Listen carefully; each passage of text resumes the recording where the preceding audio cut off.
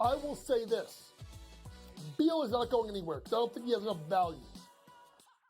If Phoenix gets knocked out in the first round, especially if this is like a sweep or a 4-1 series win for Minnesota, you will see Kevin Durant and or Devin Booker being traded. Betting above the rim, only on SportsGrid. So I turned it off. I got my sweat done, and I'm leaving. I'm taking my money. I'm going home, and I don't want to talk to you for the rest. Oh, yes! There it is. 6-3. Cash the over. The over is hit. The Padres are our heroes. That's how we end the show. That's how we end the show. Oh, what? Let's just sign off. Let's just call it a show. In-game live, prime time, only on SportsGrid.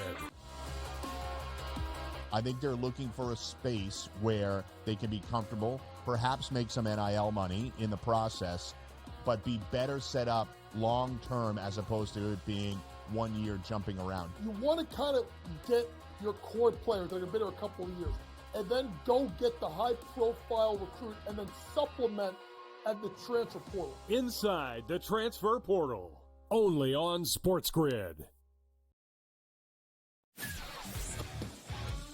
Game Time had 35 in the first half, Cam. And then, of course, he did not have another point the rest of the game. Lillard's, it's playoff game time. This guy will show up. He will hit shots. Indiana, you better respond here because I'll tell you, that's a bad loss. We were wrong, Carver. Like, hey, I admit, I was on the Pelicans. This game, I lost. Pharrell Coast to Coast, only on SportsGrid.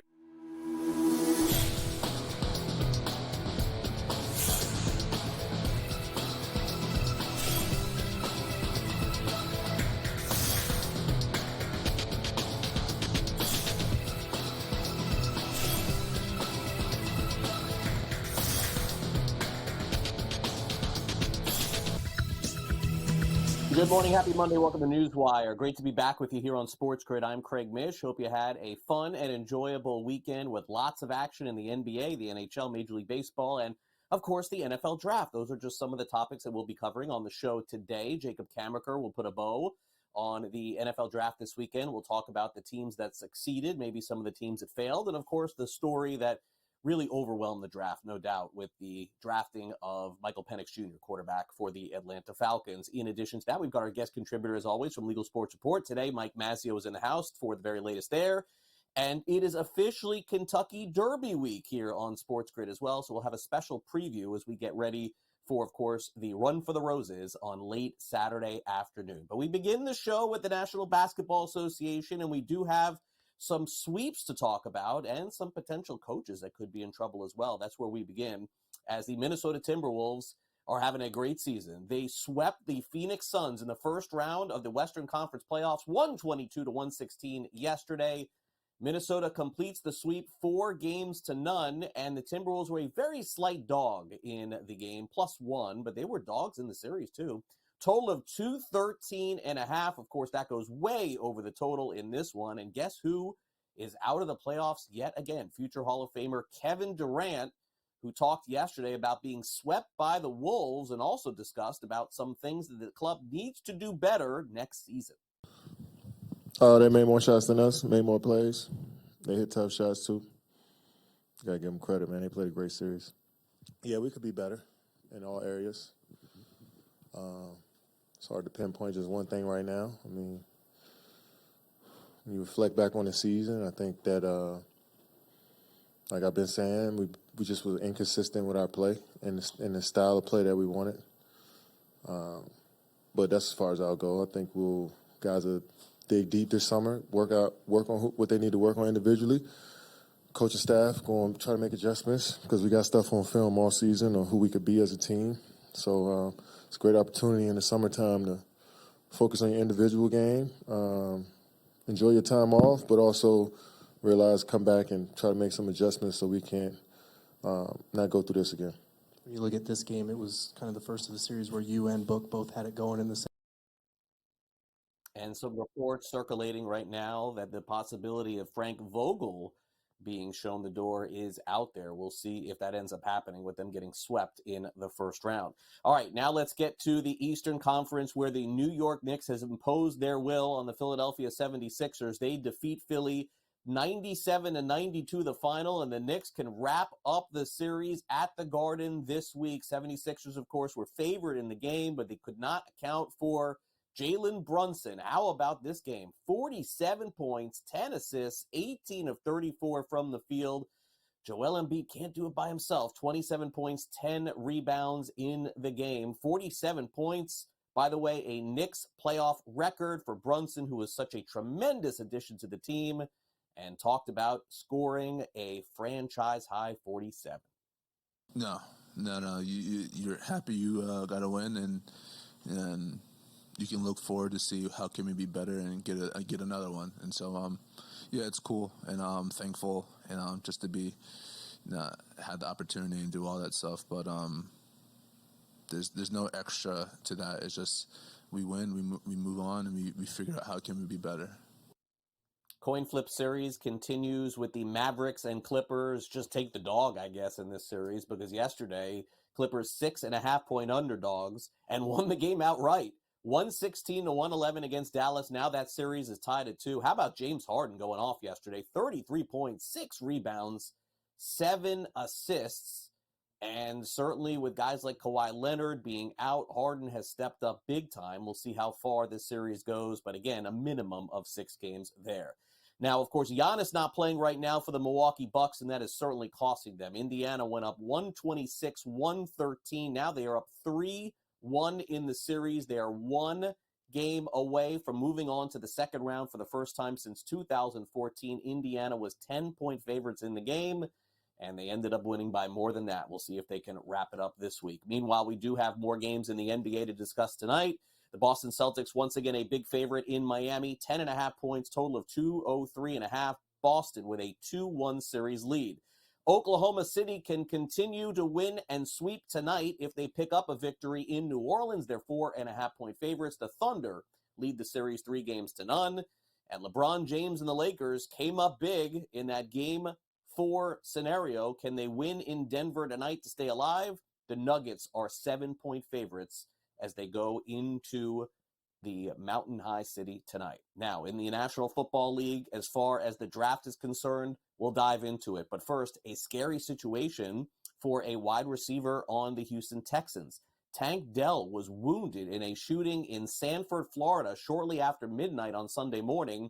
He was just a bystander, apparently, at a shooting at a private event in Sanford, where authorities say a teenage gunman wounded 10 people after an altercation. None of the victims in the shooting at Cabana Live in Sanford suffered life-threatening injuries, but a scary situation in Seminole County, Florida. Meanwhile, the Dallas Cowboys look like they have their running back of the present. He was their running back of the past. Ezekiel Elliott is returning to the Dallas Cowboys after a year off in New England pending a physical. Tony Pollard left through free agency. The Cowboys, of course, went into the draft needing a running back, but hey, they really didn't get one. So Ezekiel Elliott is heading back and could be the primary ball carrier for the Cowboys, who had that one coming up for the 2024 NFL season. Meanwhile, the Kansas City Chiefs, will they potentially be looking for a new home? Well, apparently they're going to look for some different stadium options beyond Arrowhead Stadium, according to their owner, Clark Hunt. Now, their lease expires following the 2030 season. They've been looking for some different opportunities and looking for some funding along with the Kansas City Royals as well for some stadium options. The Chiefs have committed $300 million to renovations, and they would cost over $800 million. But in the city, the plan was rejected, and so it's back to the drawing board for the Chiefs. Could they potentially move out of KC? We will see. The Philadelphia Eagles tied an NFL draft record over the weekend, in case you missed this. 8 trades during the NFL draft on day 3. Incredible. The Eagles entered the day with 7 draft picks on Saturday. They exited with 6 players and 3 future picks. We'll hear from Howie Roseman, their general manager, coming up in just a few minutes. In Major League Baseball, Wyatt Langford, one of the favorites to win the American League Rookie of the Year, hit his first home run. It was an inside the Parker against the Cincinnati Reds. They won the game 4-3. The New York Yankees take the series over the Brewers, and they score 15 runs in back-to-back games for the first time since 2007, and Aaron Judge got hot, and they ended up winning. Major League Baseball, according to ESPN, is set to modify the players' jerseys, uniforms, which have been somewhat of an unmitigated disaster in spring training and the season. You could see these guys sweating through their jerseys within like 30 minutes of the game. Nike basically did something that apparently Major League Baseball said they didn't need to do. So we'll see if these see-through uniforms and jerseys can get fixed in time, maybe for the World Series or playoffs, but it looks like more of 2025. And in the National Hockey League, the New York Rangers advanced to the second round of the playoffs. They finished off a sweep against the Washington Capitals 4-2 in Game 4. It's New York's first sweep since 2007 when they outlasted the Atlanta Thrashers in the first round. And by the way, the Battle of Florida in the NHL continues tonight as the Florida Panthers can put a bow on their series at home against the Tampa Bay Lightning. They will play later tonight. Now, naturally, we have plenty to cover here on the show, including the National Football League draft. The Chicago Bears have completely revamped their team over the course of several months. The question is, what kind of grade would you give them? In addition, the Atlanta Falcons made all of the headlines in drafting a quarterback after signing Kirk Cousins. We'll dive into that as well. The Chiefs trade up to get a wide receiver. We'll dive into all of the odds to win Rookie of the Year based on who was taken in the National Football League draft. We'll do that next with Jacob Camenker of Sporting News. So stay with us as our NewsWire program every day, 11 a.m. Eastern, continues right here on SportsGrid after these messages. So don't go away. We'll be right back.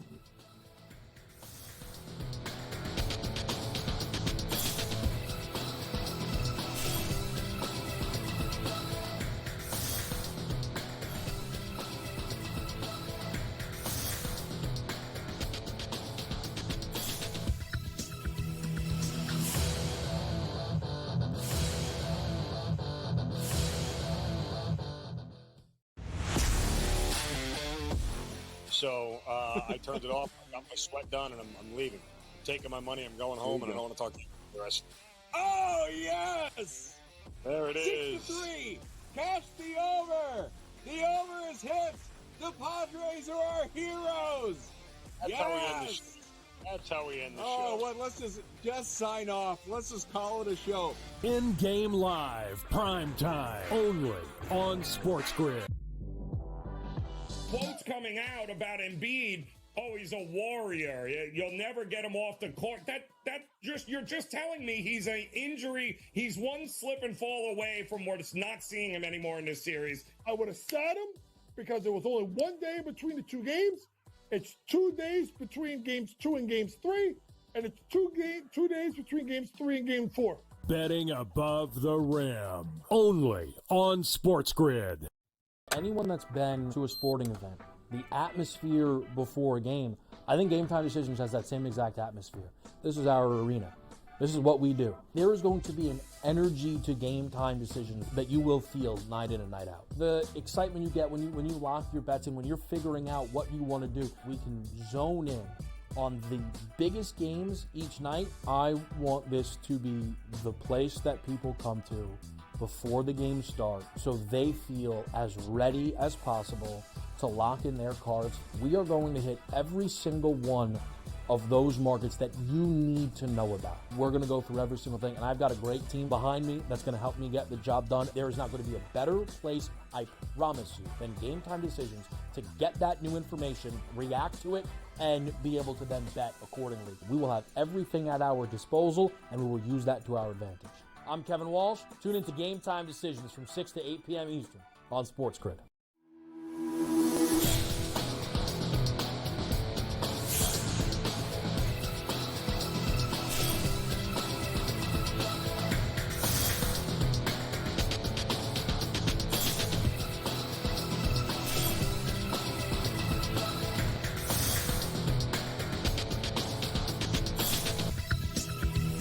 Welcome back to NewsWire here on SportsGrid. Time to give out some draft grades. We love doing this because, again, we do this for our buddy Jacob Camenker from Sporting News, so we clip this.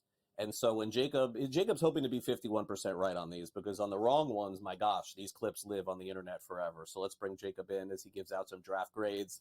Jacob, A's, F's, C's, D's. Listen, this is fun to do. We all do this exercise, but let's be honest. We're dealing with human beings in professional sports. We really have no idea in the end how it's going to work out. But thanks for coming on the show, and I'm ready to dive in. Oh, yeah, I am too. You know, the grades portion of this, it's always fun. It's totally unpredictable, so we're just grading based off what we expected would happen versus what will happen. A few years from now, we'll probably look back at a lot of these grades and laugh about how wrong we were about all of them, right? That's part of the fun of the draft cycle. Yeah, no, I agree. It's a lot of fun to do. And so naturally, when you have the first pick overall in the draft, all you have to do is not screw it up. And the Bears did not. They took Caleb Williams first overall. They took a wide receiver. They took an offensive tackle. They took a punter, which I guess is okay in the fourth round. Maybe that's the minus I would have given in the draft. I don't know why anybody would take a punter there. And then an edge rusher there in the fifth round. So naturally, Jacob, you're giving out the highest grade to the Bears, which makes sense. Yeah, I think I'm going to give them a B+. The biggest downgrade I'm giving them here is the fact that they took a punter in the fourth round. I just can never get over that because specialists have such a high bust rate. I know Torrey Taylor was fantastic at Iowa. He set several NCAA records, but I would have liked to support Caleb Williams a little bit more, continue adding to the offense with that pick. But I think you look at the fact that Williams projects as a franchise quarterback, Roma Dunze, adding him to a receiving core that already has DJ Moore and Keenan Allen in it, that looks appealing to me. And I like the offensive tackle they got from Yale. I think that was a good upside pick. He was my top FCS prospect in this year's class. So I think they overall did a solid job. I think I would have maybe given them an A- if they didn't take a punter, but I think B+ is fair. They're rock solid, and that offense should be a lot better now with Caleb Williams in tow than it was in previous years. Yeah, I think so. In addition to that, I think that the Bears fans are really getting behind them. Usually the Bears are very cynical coming out of the NFL draft. They were not. I mean, this is a positive grade. You're the only one, Jacob, I've seen give the Falcons anybody but an F in the NFL draft. They took Penix Jr., I'm seeing now some contrarian takes on the Penix thing, which is, naturally going to come, and I find interesting. But that was the story of the draft without a doubt. Then they take, maybe like the other picks here, they took a couple of defensive linemen, an edge rusher from Washington. They took a really strong running back late from Alabama and Jace McClellan, who we didn't see play a ton, but I know was very highly touted there. But look, all the focus here is on Penix. And what was your take on the whole situation there? Yeah, so I love Michael Penix, the prospect, and I love his fit in Atlanta long term. I think I'm going to give them a C+ because I understand the criticism of the fact that, hey, Michael Penix doesn't really fit in with this team short term because they have Kirk Cousins. They're going for a division title. But I think long term, this guy has the arm talent needed to be a quality starting quarterback. And now the Falcons are in a position where they can kind of develop him in the background. And should they have used the 8th pick on something to help them now? Probably. But 3 years from now, are we going to look back and say, oh, man, they have Michael Penix now. He's ready to go. He looks really good. I could see that happening. And I like a lot of what they did in the mid to late rounds. I think getting Brandon Dorlus from Oregon was good. They just kept addressing that defensive line. I know Rook or Horhor in that second round pick. His name's very hard to say, but I would have probably have taken Johnny Newton over him. But they're still addressing positions of need. They got the defensive line help they need to upgrade their pass rush. That was the number one thing the Falcons had to do. People thought they would do it at 8. So I think if you take the Penix pick out of the equation, this draft would look a lot better. I just think that shocking pick has kind of led people astray a bit on this one. They've added a lot of good depth, potential starters. It's just they didn't get that immediate impact guy in the first round. So I get why people are giving it a C grade, but I think there's more upside than people realize. Yeah, I would agree. Okay, so now the Kansas City Chiefs, their grade, I'm guessing, is based on their first pick for you because, obviously they did take some offensive players, maybe a future tight end, by the way, to back up Travis Kelce and play after. Some people think Kelce plays one more year in the NFL. I don't know. I mean, it seems to me he could play more, but there's some speculation that next year is it. But Xavier Worthy, that's really the story here because of the lack of depth that the Chiefs have at wide receiver. And Jacob, you've seen what the Chiefs have tried to do, right? It's not that they haven't tried to find different receivers, but it's been take a guy in the 4th or 5th round, sign a guy on a free agent deal to like a 1 or 2 year deal that is falling apart elsewhere. And let's be honest, it hasn't worked. So this Xavier Worthy is, you don't invest a high pick and make a trade to draft up and not use this kid, but do you think in year one he can have an impact? I do, and he just has otherworldly speed, and that's something the Chiefs have been missing since Tyreek Hill left the team. Worthy obviously broke the Combine's 40-yard dash record. He ran it in 4.21 seconds, and I know a lot of people will say, well, that doesn't mean he's going to have a successful career. No, it doesn't, but he has that downfield ability. He was productive at Texas. He's a solid route runner, so I think they're going to find a way to get him the ball, and I think Patrick Mahomes is going to be a great pairing with him, so I really liked their ability to get that, and they traded up with the Bills. The Bills ended up not taking him too. Maybe the Bills didn't want him, but they can kind of flop that in the Bills' face if Worthy pans out. And then the other pick I really liked, they got Kingsley Suamadia from BYU in the second round. In my final mock draft, I actually had them taking him with the 32nd pick. So the fact that they got him 63rd overall, he's a raw tackle, but he has a lot of upside. And Andy Reid is really good at coaching up offensive linemen. So I really like this Chiefs draft from that perspective. They filled their two biggest needs, and they got a couple of what I would say were fringe first-round prospects with a 28th overall pick and the 63rd. So that's a pretty good takeaway from the draft. Yeah, real quick, offensive rookie of the year. I know we don't have a lot of time here, but I appreciate the time, Jacob. Caleb Williams is the overwhelming favorite. Do you see anyone here that you think could potentially beat him out? I guess it's fair to say that the only way Jacob would be is if Caleb Williams was not to play 17 games, because other than that, he is starting from day one. Yeah, I could see Jaden Daniels maybe if he has a big rushing year overtaking Caleb Williams, but I think that if you're going to bet Rookie of the Year, I'd bet those two guys, and one of those guys is likely to win. All right, fair enough. Jacob, great stuff as always. Thanks for coming on the show. Have a great week. Thanks, you too. SportsGrid Sound Off is next.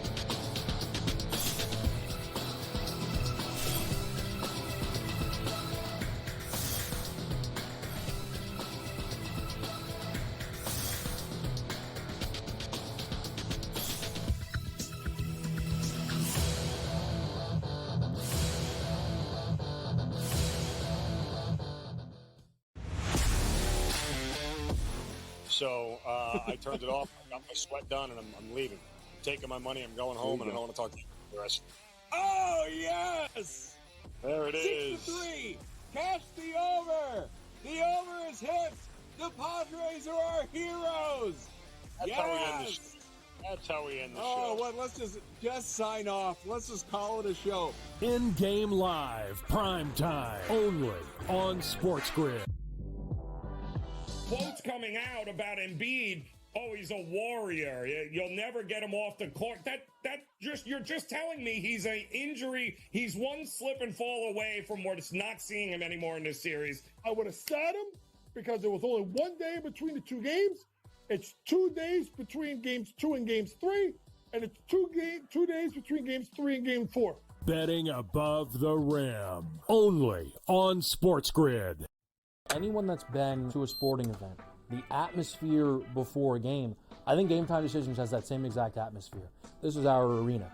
This is what we do. There is going to be an energy to Game Time Decisions that you will feel night in and night out. The excitement you get when you lock your bets in, when you're figuring out what you want to do, we can zone in on the biggest games each night. I want this to be the place that people come to before the games start so they feel as ready as possible to lock in their cards. We are going to hit every single one of those markets that you need to know about. We're going to go through every single thing, and I've got a great team behind me that's going to help me get the job done. There is not going to be a better place, I promise you, than Game Time Decisions to get that new information, react to it, and be able to then bet accordingly. We will have everything at our disposal, and we will use that to our advantage. I'm Kevin Walsh. Tune into Game Time Decisions from 6 to 8 p.m. Eastern on SportsGrid.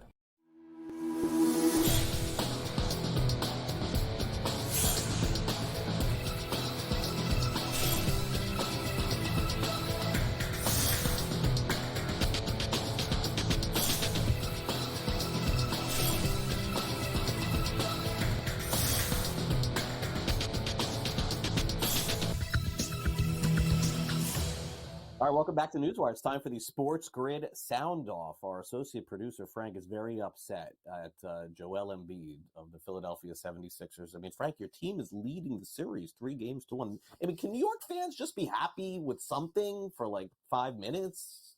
Either way.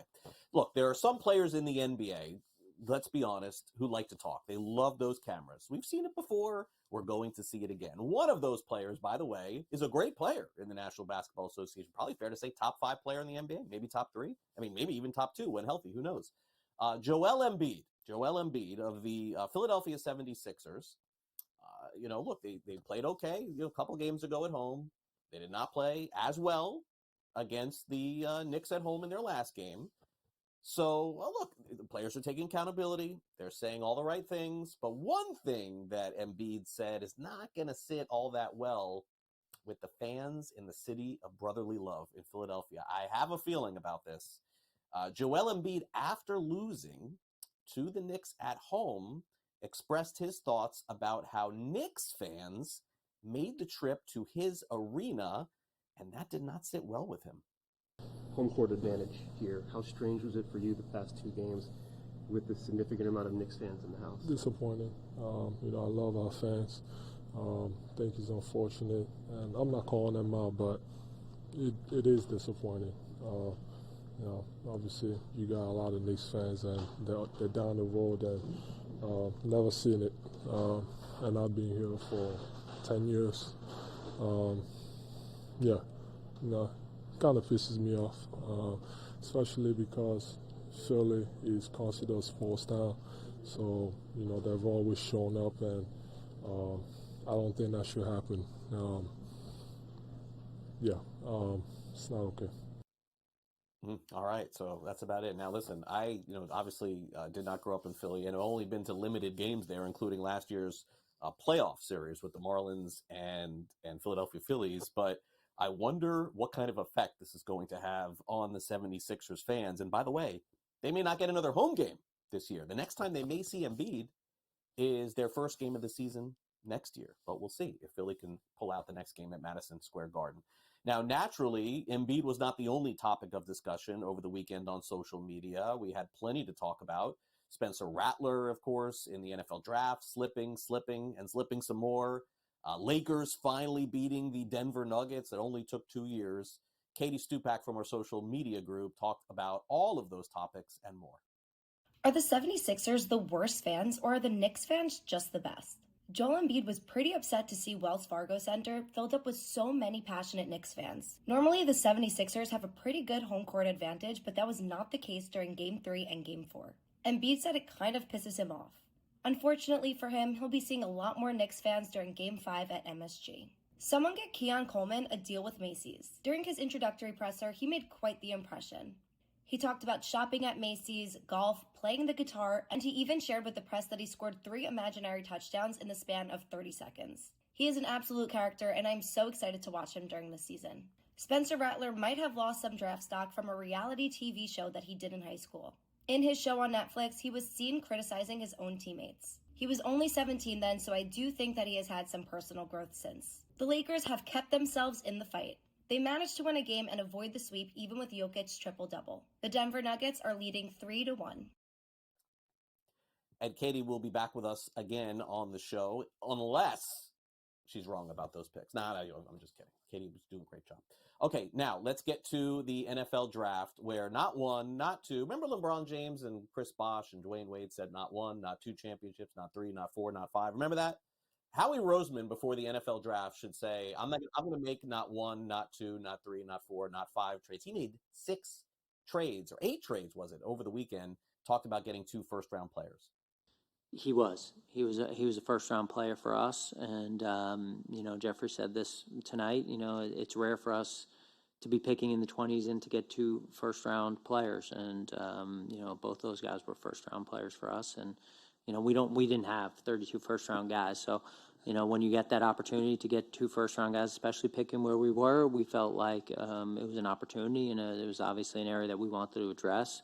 We felt like we addressed a lot of areas of our football team through free agency, but that was one area that we could address, and there are a couple more areas that we'd like to address here, and I think that's one of the reasons we try to accumulate picks, at the end of the day today is to try to see if we can accumulate some of those players tomorrow. Yeah, and of course, if they continue to make trades in the National Football League, that could only mean good things for the future of the Eagles. We'll be right back.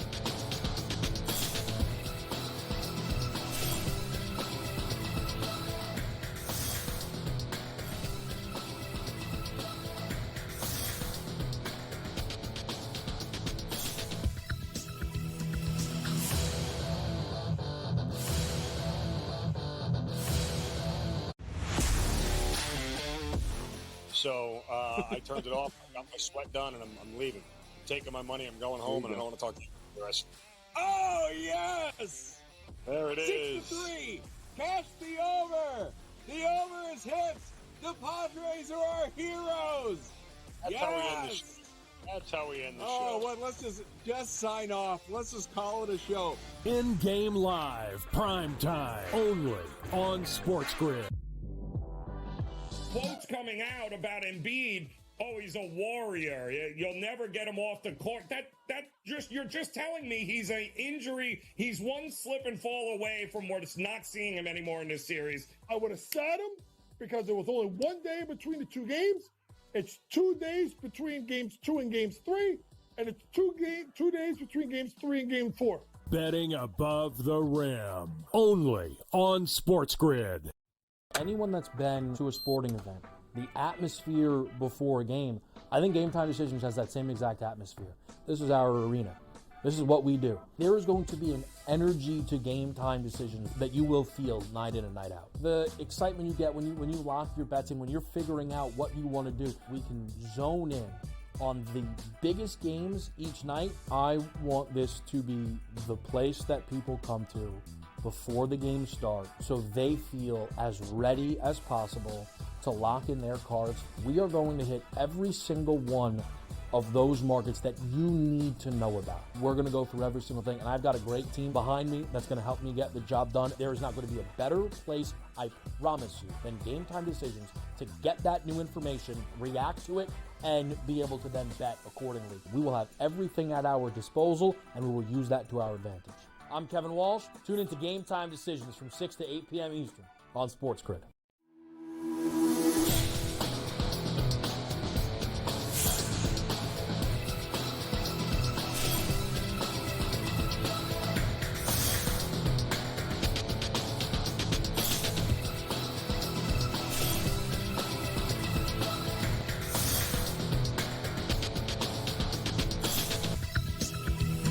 Welcome back to NewsWire. Mike Mazzeo is with us from Legal Sports Report. We're going to talk about updated statuses in Florida and New York on some sports betting topics and also dive into this latest story coming from some students in Iowa. Mike is with us in studio. Mike, great to catch you again here. I know in the midst of a hot time right now of sports in New York, I know you're rooting on your Knicks and certainly your Rangers, but man, we got to dive into these sports betting topics too. Yeah, Craig, unbelievable weekend. Who better than Jalen Brunson, man? He is the toast of the town right now. That performance yesterday in Philly and the takeover by the Knicks fans in Philly was, wild. I mean, I went to school at Drexel, so I lived in Philly for 5 years, and, that was almost shocking to see because, like you said in the previous segment, I mean, the Sixers usually have that unbelievable home court advantage, and, with the way Brunson played and the way Philly kind of faltered down the stretch, it was unbelievable to hear the crowd the way it was, and then seeing Knicks fans celebrating like they won the title yesterday.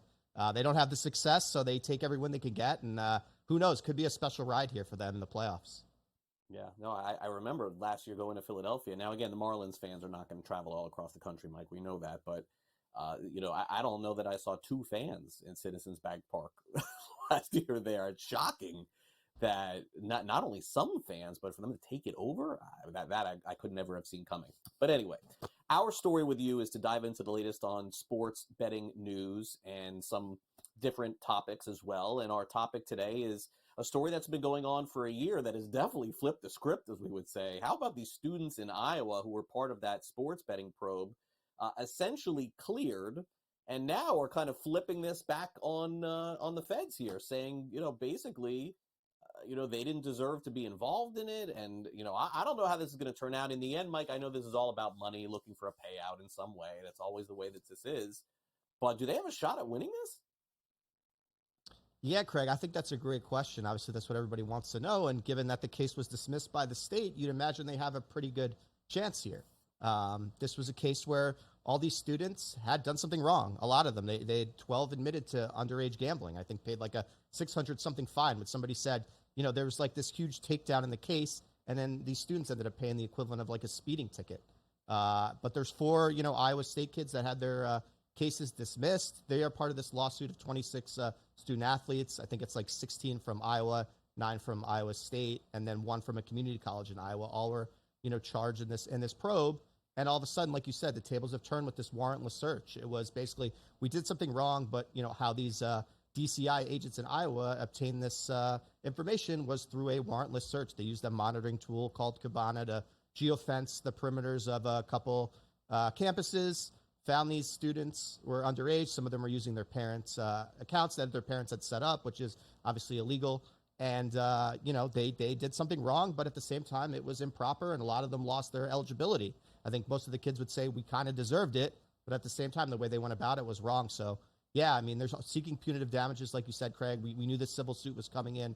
Van Plum I spoke to, who represents a couple of the players, including the former the NFL player that's suspended in Denver and then played as well, was suspended in college. So, yeah, I mean, this is something where we'll be monitoring this case. I don't know exactly what date. They hope, an impartial jury will hear the case. Maybe it ends up settling, so more details don't come out. That maybe wouldn't surprise me either. That's just my guess, my speculation. But, because they did in the previous with the state dismissing the case, a lot of those agents were subpoenaed and then didn't have to take the stand because the state dismissed the case. Maybe they didn't want more stuff coming out. But, yeah, it doesn't look good for the state. It doesn't look good for those agents that went about it that way. It seemed like one of them, Brian Singer, his superior told him, we don't want to pursue this. He did it anyway. And then they kind of asked him why. He said, well, there's, fixing and whatever else. His reasoning even wasn't very solid. So, we'll see what comes of this, but it doesn't look good for the state. And, hope these athletes unfortunately lost their year of eligibility and maybe deserved it, but not in this particular way. So maybe they can get, made whole for their attorney costs or whatever kind of punitive damages they are able to obtain. Yeah, punitive damages. I was waiting for you to throw out that term. That's what I was waiting for there. And this is what attorneys were made for, by the way, in this case. Okay, now let's move on to my home state here of Florida. Hard Rock CEO Jim Allen, peeking through that door here saying, hey, maybe there's a chance that some other sports betting operators could come to Florida. So naturally, the way that this works, Mike, is they have this, is what we would say, a monopoly over sports betting in the state. They're going to get a certain amount of people to come on board through the Hard Rock app and in person. And then, Mike, when that money sort of dries up a little bit, it's probably time for the Hard Rock to say, hey, come on board, FanDuel, DraftKings, everybody else. But, of course, we want our share, too. That's probably what's next. Yeah, Craig. So I was in Atlantic City last week for the East Coast Game in Congress. And the way this came up was Jim Allen, I asked him about the Against the House fantasy. Hard Rock was really adamant that violated the compact and that places like Underdog, Better, Prize Picks shouldn't be able to offer Against the House Pick'em. And Hard Rock basically said, if you don't do this, we're not going to operate here, and you're not going to get your $700 million a year that the state gets from the tribe as part of the 2021 gaming compact. And he said key in that was DraftKings and FanDuel also agreeing with him and also pushing the Gaming Commission and the regulator to get this, Against the House Pick'em off the market. And those companies eventually agreed to pull out. Underdogs and Prize Picks came back in at peer-to-peer. So then I said, well, seems like you have a good relationship with DraftKings and FanDuel. Do you eventually see a world where you're getting some sort of revenue share from them and it's not a monopoly, you're operating, but then you're getting, whether it's a huge tax rate, right? It could be that 51% in New York, it could be 40%, whatever the case may be. I think the pari-mutuel's at 60-40 in Florida at this point, where, they get 60% of the business, they bring Hard Rock Bet, and then Hard Rock takes 40% as part of this agreement. So, he didn't know what the structure of the framework would work like, but he just said, we haven't ruled it out. We aren't saying that we wouldn't work with FanDuel, DraftKings, Caesars, MGM, et cetera, whoever wanted to come in the marketplace. So, yeah, leaving the door ajar, I think that's a good thing, right? I mean, it seems like you guys down there in Florida, Craig, you could speak to this better than I can. You don't have the type of advertising because you don't have the, tons of oversaturation. You don't have a 15, 20 operators there. But at the same time, competition is good for the consumer. Hard Rock can set whatever lines, and if you want to bet legally, that's what you have to do. So potentially could bring out, better business for them. And then, FanDuel, DraftKings get in, and the customer in Florida has more options and then potentially better lines if they want to shop around, and just better for the overall marketplace. So, yeah, I think it was pretty strong that Jim Allen said we're not against this. You could have said easily, well, we have a monopoly on this for the next few decades as part of this gaming compact, and that's what it's going to be. But the fact he's open to it seems like potentially, more conversations could occur down the road here. Yeah, and I think also what I've seen in Florida, Mike, is I've seen more advertising lately, I would say over the last 2-3 weeks, which tells me they feel like that initial push got the people involved. Now they're looking to get the next group of people as well. All right, let's get to finally here, New York Gaming, some items, including some sports betting futures on New York teams not moving forward. So tell me more about what those entail. Yeah, so Senator Joe Addabbo in New York was hopeful that, New Yorkers could eventually have the shot to bet on MVP, Cy Young, Rookie of the Year, those kinds of bets that they're not able to. They're prohibited currently under the current framework that exists. He was trying to expand that. It seemed like the Senate was into it. And then Governor Kathy Hochul in her final budget struck both items, including a 1% of tax revenue from sports betting could go to problem gaming. I think that would add about $3 million if you looked at last year's fiscal year. It's usually $6 million annually. It would go to $9 million if this proposal was in place. It's not. So they can look at it post-budget. Addabbo said they will on both items, both prop bets and this 1% of problem gambling, but certainly wouldn't be surprised if nothing moves, at this point. It's always, you want that in the final budget. That's when you're going to get this stuff going, if the governor's into it. So, as with iGaming, if the governor's not into it, we'll see. That seems like a long shot, obviously, not only this year, but years to come potentially with the downstate casino process being so slow. So a lot of items here we'll be following. It doesn't seem like New Yorkers are going to get this. Maybe they do. It'd be, a surprise. I think it'd be an upset if they do this year. I agree. All right. Well, great stuff as always, Mike, and certainly we'll follow New York sports betting futures odds, see if that changes, as we would say, in the future. Thanks for coming on. Appreciate it. Thanks, Craig. All right. Coming up next, Daily Racing Forum's Chief Commercial Officer Richard Rosa joins the show. The 150th running of the Kentucky Derby is this week. We'll preview it next. Stay with us here on NewsWire.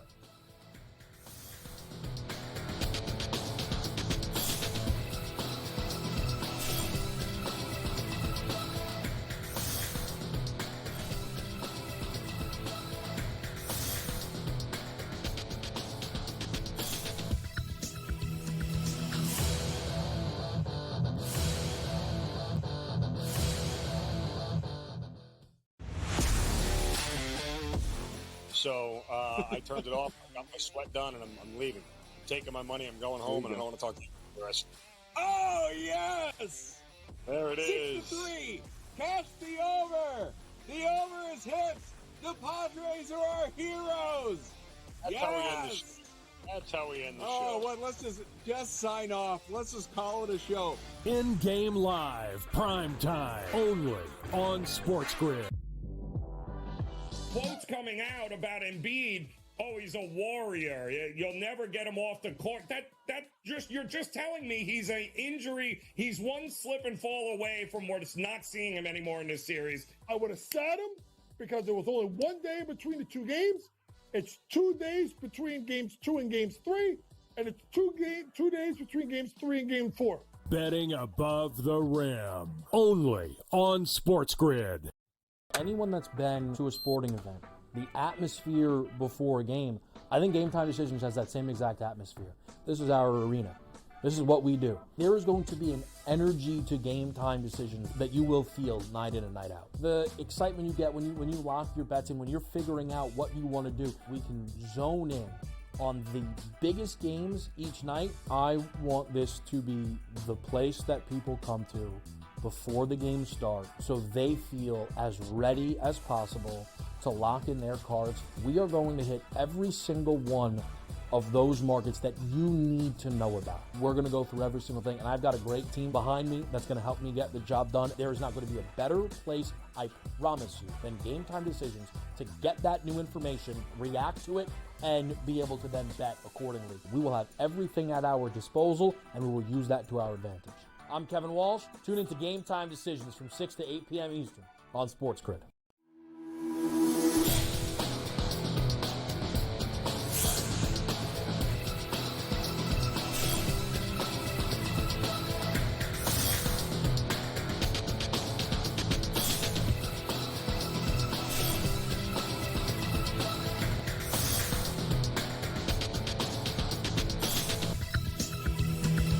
Welcome back to NewsWire here on SportsGrid. The 150th running of the Kentucky Derby is Saturday, so who better to check in with than Daily Racing Forum's Chief Commercial Officer Richard Rosa joins us to break it all down. They're going to have tremendous coverage coming up this week, which is going to be a historical race at Churchill Downs. And Richard, thanks for making some time for us to come on the show and talk about some of your coverage and also what the race could look like as well. Thanks for coming on. Thanks a lot for having me. I think it's the 150th running of the Kentucky Derby. There's a lot of big changes at Churchill Downs, so we're going to do the best that we can do to cover it. And we're going to do a smorgasbord of content on Wednesday. It's a 24-hour bonanza combining with some other content providers to hopefully raise some money for charities, some good charities in the equine and human interest in my industry. Yeah, and Richard, I think that the most fascinating part of this is that when you get to a historical number in the Derby, like a 50-year, 100-year, 150-year, it's a time to look back at some of the great horses, the great races, and the participants as well. And I know that you're going to begin doing that on Wednesday, as you said, with Derbython, and some of the superstars of horse racing are going to be involved as well, aren't they? Sure. Yeah, we're going to have some of the great people that cover our game, from Andy Beyer to Randy Moss to Jerry Bailey, Andy Serling, and a whole bunch of others. I mean, we have probably 50 or 60 different personalities that are going to be contributing content to our Derbython, and it's all for a great cause. So they're very willing to come on and create interesting content for handicappers. We're highlighting 3 different charities. We're highlighting the Jockey Club Safety Net, which raises money for participants in our industry who fall on hard times or are injured. They make some anonymous donations to help people out. We have the Thoroughbred Aftercare Alliance, which also they steward some money for thoroughbred aftercare companies that take care of our athletes after they left the racetrack. And then we're raising money for the Permanently Disabled Jockey Fund, which takes care of jockeys who get injured on the racetrack and are in need. And all of these charities are very well deserving of our interest, and hopefully we can get some great donations there, and hopefully they can be well taken care of. Yeah, and I think, Richard, the point that you make is probably something that gets lost a little bit, because certainly the focal point of the Derby is always the horse, and for beyond that, it's the trainers, but very little do jockeys get discussed, because when their careers are over, you sort of wonder, what are they doing next? And so I wouldn't mind kind of getting into that here, Richard, just to talk about how important it is, because these jockeys could fall off a horse, they could get injured, and certainly when they're, as you mentioned, when their careers are over, what do they do next? So the charitable effort that's going behind this is certainly going to be able to help that as well. Absolutely. There are jockeys at some circuits who come in, these gentlemen come into the country, ladies and gentlemen come into the country. They have not a lot of people to take care of them. They're looking to catch a break, and they're looking to excel at their sport, and they're looking, to make a living. And sometimes they do get injured on the racetrack. And unfortunately, some of those injuries are debilitating. Unfortunately, paralyzations happen, or other injuries that prevent them from ever racing again. So the Permanently Disabled Jockey Fund has been doing that for a lot of years, taking care of those jockeys and making sure that they have some kind of safety net to take care of them. And as participants in our industry, we have to support them, because they're part of the game. They're part of what keeps everything going. So we want to make sure that in every way possible that we can, that we see these guys through and make sure that they're okay. Yeah, Richard, that's a great comment by you, and great job by Daily Racing Form. Now, the 150th Kentucky Derby is coming up on Saturday, but I know the debut of the new paddock at Churchill Downs is going to debut on Friday, and you're going to have coverage of that. So tell us a little bit more, because naturally they don't, they're very hesitant to make changes over at Churchill Downs, but this is a very big one. Sure. No, this is huge. They invested, hundreds of millions of dollars in a paddock renovation. I was there a few weeks ago. It's absolutely beautiful. If you've seen any of the videos, you could see that it will look stunning on network coverage this week when we see it.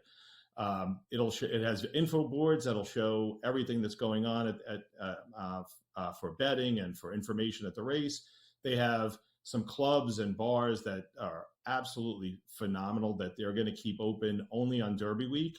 And there's even a speakeasy that's underneath the paddock that you could go to. And I hear that they're also storing bourbon barrels down there. I didn't get to see that, but maybe that's not ready yet. But I think I saw something like that was happening. But it's going to look visually stunning on TV. They're going to have room so that the horses can maneuver about.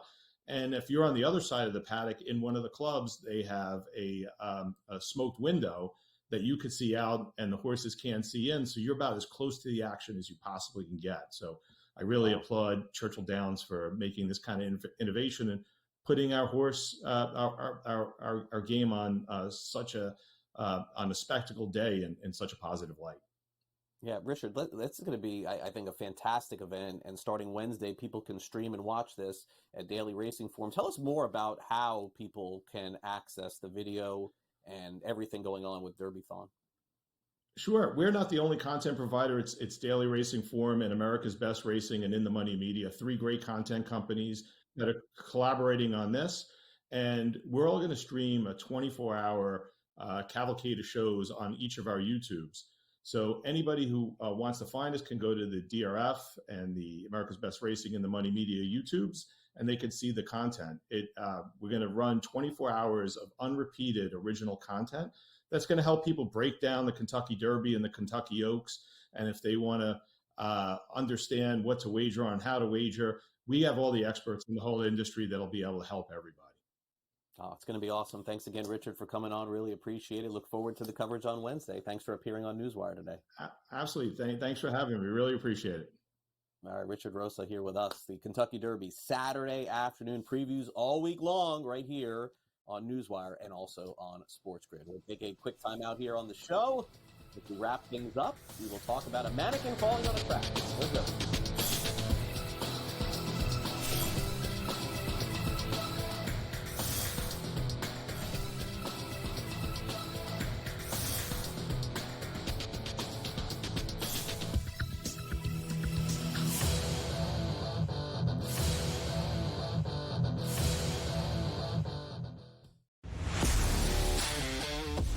So I turned it off. I got my sweat done, and I'm leaving. I'm taking my money. I'm going home, and I don't want to talk to you the rest. Oh, yes! There it is. 6-3. Catch the over. The over is hit.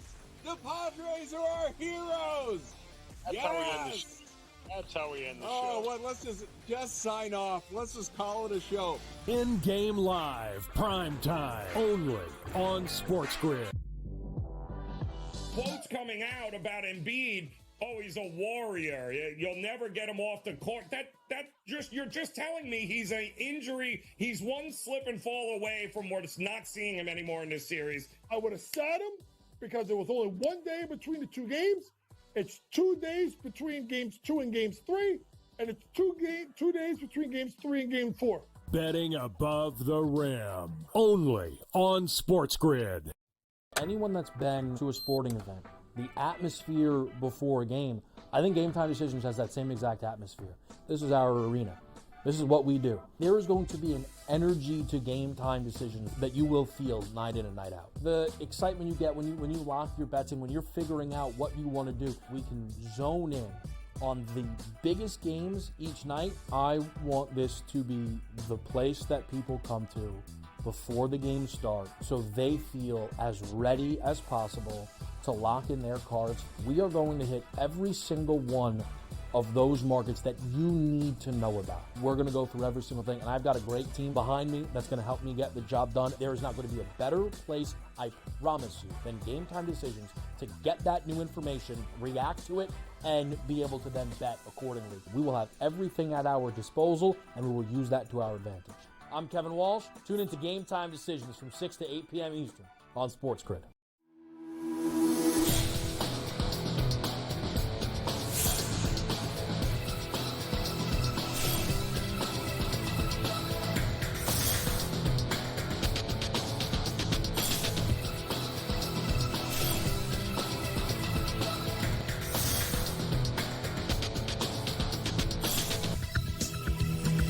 Welcome back to NewsWire here on SportsGrid. Got some fun games tonight in the NBA, of course, NHL, games going on in Florida and hockey and basketball, so I'll keep an eye on that as well. But who would have thought that when you are driving your car, and I'm sure we've all done this and have had to avoid things in the road, but imagine a professional race, IndyCar race, where you're trying to race for, of course, winning yourself money, and then all of a sudden something falls onto the track that looks like a human being.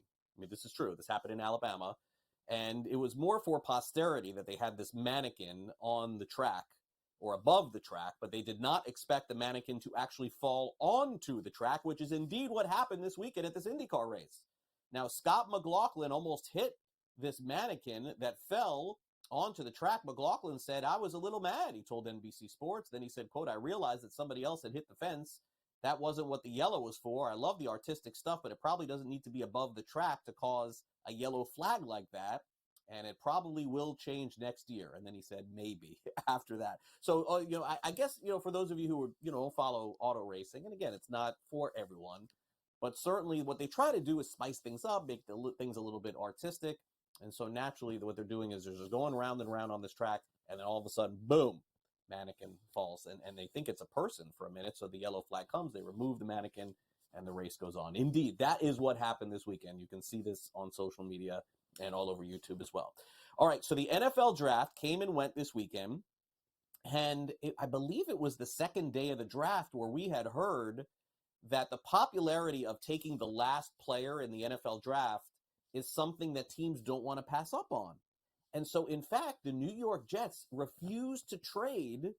They had the last pick in the draft. They refused to trade it. They wanted to keep it. Other teams wanted to take this Mr. Irrelevant. Now, this is what it's called every year. If you're not familiar, the very last player taken, 7th round, last pick, is named Mr. Irrelevant. And so this year, the player's name is Jalen Key from the University of Alabama. And so you may think that it's very anonymous in the 5th, 6th round. No one's really paying attention, maybe at that point in the draft.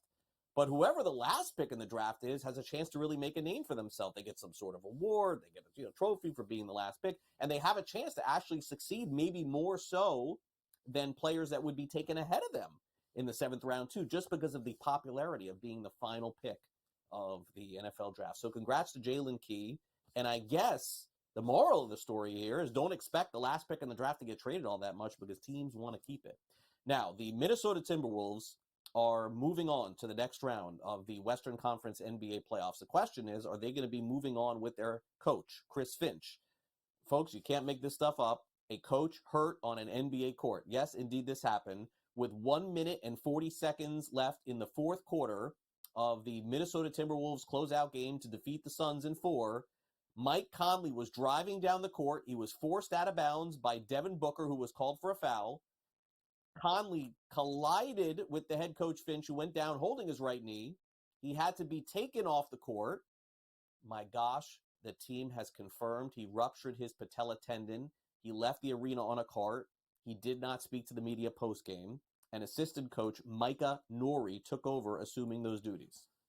Now, let me be very clear here. This is, such a bizarre situation that you don't see happen that often in sports in any league where a coach gets hurt on the court or on the field.